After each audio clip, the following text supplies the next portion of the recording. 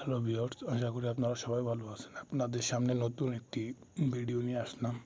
এই ভিডিওটি হলো কুফরি বা বান বা ব্ল্যাক ম্যাজিক যাই বলেন, সেই কাজের জন্য এই ভিডিওটি নিয়ে আসলাম। এখানে একটি আপনারা পাওয়ারফুল মন্ত্র দেখতে পাচ্ছেন।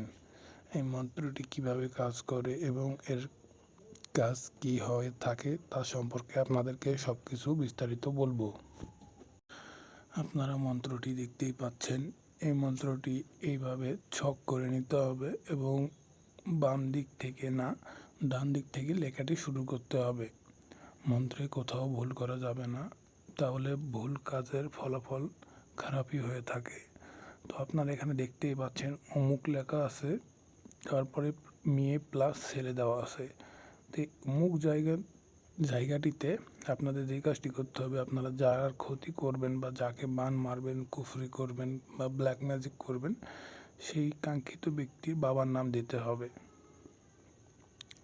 বাবার নাম দিবেন এবং যেখানে মেয়ে হলে তার মেয়ের নাম দিবেন, প্লাস ছেলে হলে সেখানে সেই কাঙ্ক্ষিত ব্যক্তির নাম দিতে হবে।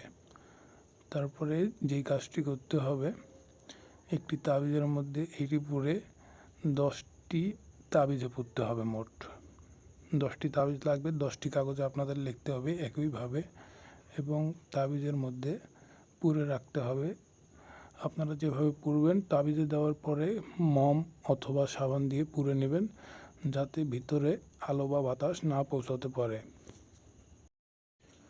তারপরে যেই কাজটি করতে হবে, তার বাসার আশেপাশের পুকুরে 3টি তাবিজ ফেলতে হবে এবং তার বাসার দরজার সামনে একটি দিতে হবে এবং তার বাসার পিছনে 2টি দিতে হবে। এরপরে আপনার কাছে বাকি থাকবে মোট 4টি তাবিজ।